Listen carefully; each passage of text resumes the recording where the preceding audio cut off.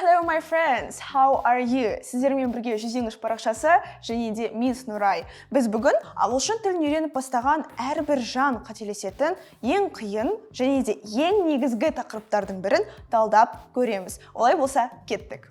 Мына мысалдарға назар аударайық. I am play football every day. Қате.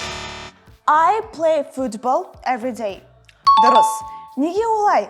Біз бірінші мысалда to be етістігін қолданып тұрмыз. Яғни бұл жердегі am етістігі ол to be етістігі болып табылады. Ағылшын тіліндегі ең негізгі етістіктердің бірі аудармасы болу, болып табылу деген мағынада қолданылады. Егер де осы сөйлемді біз тура мағынада аударып көретін болсақ, мен күнде футбол болып табыламын болады. Бірақ та өздеріңіз естіп тұрғандай, ол логикалық структурасы мүлдем дұрыс емес сөйлем. Олай болса, екінші мысалды қарап көрейік. I play football every day. Мен күнде футбол ойнаймын. Бұл жерде қолданып тұрған етістік play.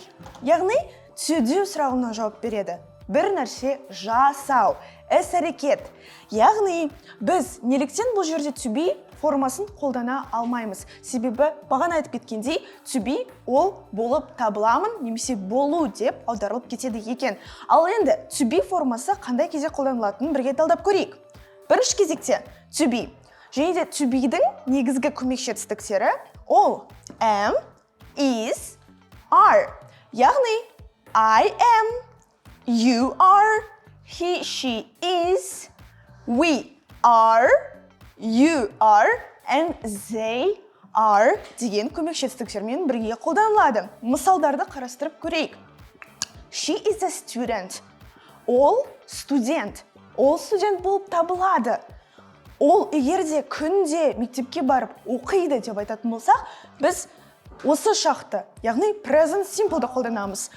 She studies at school every day. Бірақ бұған кішкене кешірек келеміз. I am a teacher. Мен мұғаліммін. Яғни мен мұғалім болып табыламын. Бірақ қазақ тілінде күнделікті сөйлеген кезде біз болып табыламын сөзінен қарағанда, жай ғана мен мұғаліммін дегенді қолданамыз. She is student. I am a teacher.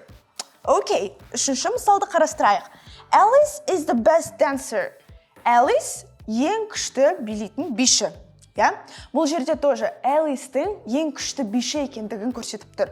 Және де оның ең күшті биші болып табылатынын көрсетіп тұр.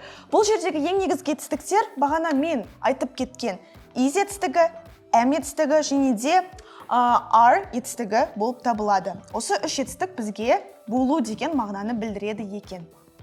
Келесі кезекте simple форманы қарастырайық. Барлығы жырлайтын present simple дегеніміз не? Егер де біз күнделікті, өзіміздің жасайтын іс-әрекетімізді, әдет болып қалған іс-әрекеттерді, рутинамыз туралы айтатын болсақ, біз present simple'ды қолданамыз. Және де present simple жайлы ең негізгі қолданылатын екі етістік бар, көмекші етістік. Ол do және де does. Және де егер біз оның формуласы жайлы сөйлесетін болсақ, subject, яғни бастауыш, қосылған verb, яғни баяндауыш. Мысалдарды бірге қарастырып көрейік. She studies at school. Ол мектепте оқиды. Ол студент болып табылмайды. Ол мектепте оқиды. Қараңыздар, бұл жерде бізде болып табылады деген to be арқылы жасалып кетті. Ал екінші ол оқитыны жайлы ақпарат present simple арқылы берілді. Яғни бұл жерде ең маңызды етістік studies болып тұр. Және де guys, қараңыздар, егер де бізде есімдік үшінші жақта тұратын болса, он немесе ана болып есептелсе, біз әр етістіктің артына іс жалғауын міндетті түрде жалғауымыз қажет. Окей, келесі. I teach students. Мен студенттерге сабақ беремін. Яғни бұл жерде teach негізгі етістікті білдіреді. Сонымен қатар біз, егерде мен мұғалім болып табылады деген мысалды қаластырғанымыз естеріңізде болса, ол I am a teacher деген to be етістігі арқылы жасалып тұр. Үшінші мысал, Alice dances well. Бұл жердегі негізгі етістік dances, яғни жақсы билейді. Alice жақсы билейді. Сонымен қатар guys ешқашан не істейді және де кім болып табылады немесе не болып табылады деген екі сұрақты бір-бірімен шатастырмаңыздар.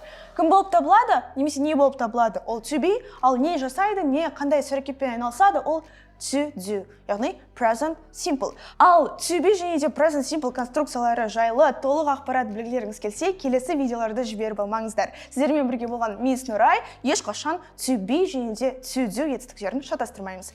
Bye!